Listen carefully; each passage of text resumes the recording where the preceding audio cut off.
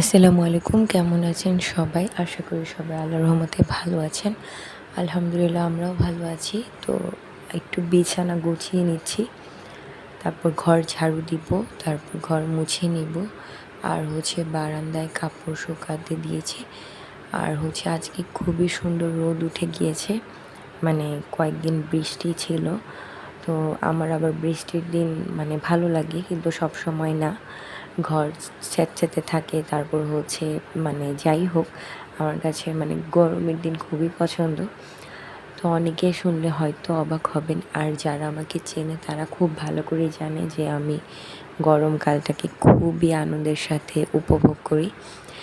তো আমার বাবা কিছু সদাই নিয়ে আসছিল, তো সেটা আপনাদেরকে দেখিয়ে দিব।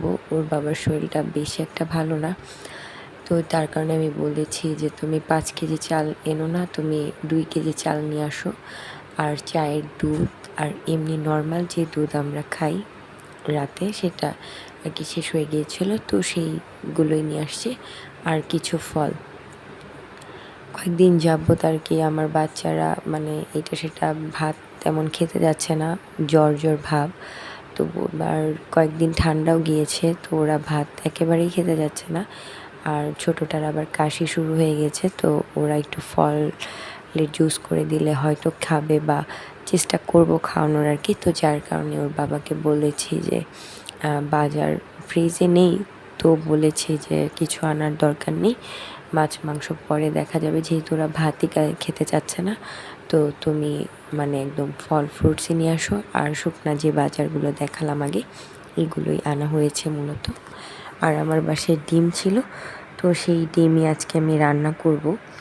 তো ডিম ভুনা আমার ইদানিং খাওয়া হয় না, খুবই খারাপ লাগে, খেতে ভাল লাগে না। আর টমেটো ছিল না, তো ওর বাবা চলেও আসছে। এখন আমি আবার টমেটোর কথা বললে, আর আমার বাসা যেহেতু 6 তলা, বারবার নামা ওঠা করা যায় না। তো আমি ওর বাবাকে বললাম যে তাহলে আজকে আমি একটু এক পদই রান্না করব, ডাল কিছু রান্না করব না। তো সব কিছু হালকা পাতলা আর কি করি, যেহেতু ওরাও ভাত খেতে চাচ্ছে না। তো ওর বাবা বলল ঠিক আছে। তো যাই হোক, আমি যাই রান্না করি না কেন, ওর বাবা সেটাই পছন্দ করে খায় আর বলে যে খুবই ভালো হয়েছে। আর ছোট বাচ্চার জন্য খিচুড়ি রান্না করছি। তো খিচুড়ি হয়ে আসছে, একেবারে অল্প রান্না করেছি, কারণ কয়েকদিন যাবৎ খিচুড়ি ফালানো যাচ্ছে, এক কথায় যেটা, যে ওর জন্য যেটা রান্না করা হচ্ছে 3-4 দিন আরও বেশ খানিক যাবৎ ফালানো হচ্ছে। ও খেতে চাচ্ছে না, অল্প অল্প করে খাচ্ছি। সেদিন তো প্রায় বমি করে দিয়েছে। আমি যদিও বাচ্চাদের জোর করে কোনো খাবারই দেই না, ওদের ডাক্তার বলেছে 2 ঘন্টা পর পর বাচ্চাদের খাবার দিতে, কিন্তু আমি সর্বোচ্চ 2.5 ঘন্টা থেকে 3 ঘন্টা ওয়েট করি। কারণ আমি চাইলেই ওদের ইচ্ছা করে জোর করে খাবার দিতে পারবো না, ওর শরীরে নিতে হবে। না হলে কিন্তু আমি আগে যা খাইয়েছি, পরে যেটা আমি জোর করে খাবো, সেটার কারণে ও বমি করে সবগুলোই ফেলে দিবে। খাবারও অপচয় হবে, বা ওরও কষ্ট হবে, আমারও কষ্ট হবে। আর শরীরটা বমি করলে দুর্বল হয়ে যায় বাচ্চাদের। সব কিছু মিলে আমি আসলে অতটা দিই না। তো আমার শাশুড়ি মা বলেন যে ওরা যেহেতু তেমন খেতে চায় না, ওদেরকে জিঙ্ক খাওয়া, কিন্তু জিঙ্কেও কিন্তু সাইড ইফেক্ট রয়েছে। তো যার কারণে আমি অত বাচ্চাদের জোর জবরদস্তি করে কিছুই খাওয়াতে চাই না। তো যেটা যতটুকু ইচ্ছাকৃতভাবে যা খাবে সেটাই ভালো।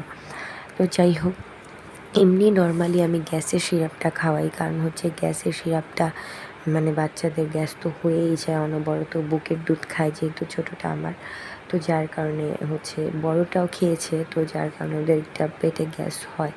আর খাবারে ফলমূলে তো আছেই, তো যার কারণে গ্যাসের সিরাপটাই শুধু নর্মালি খাওয়ানো হয়। এছাড়া ঠান্ডা জ্বর কাশি যা রোগ হয়, সেটার জন্য তো আলাদা ওষুধ খাওয়ানো হয়।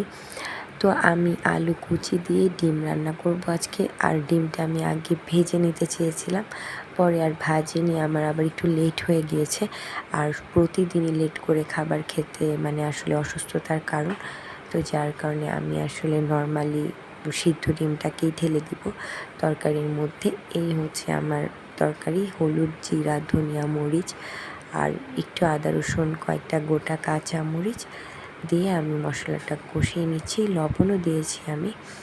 আর আদা রসুন দেওয়াটা ঠিক হয়নি, আদা রসুনটা আপনারা অ্যাভয়েড করবেন। আলু দিয়ে ডিম রান্না করলে আদা রসুনটা দিবেন না, বরঞ্চ আপনি গোটা গরম মশলা দিতে পারেন, বা আপনি আলুটাকে সিদ্ধ করে থেতলে দিতে পারেন, বা আপনি ডাল দিয়ে রান্না করতে পারেন, তেজপাতা দিতে পারেন। আজকে এই পর্যন্ত, সবাই ভালো থাকবেন।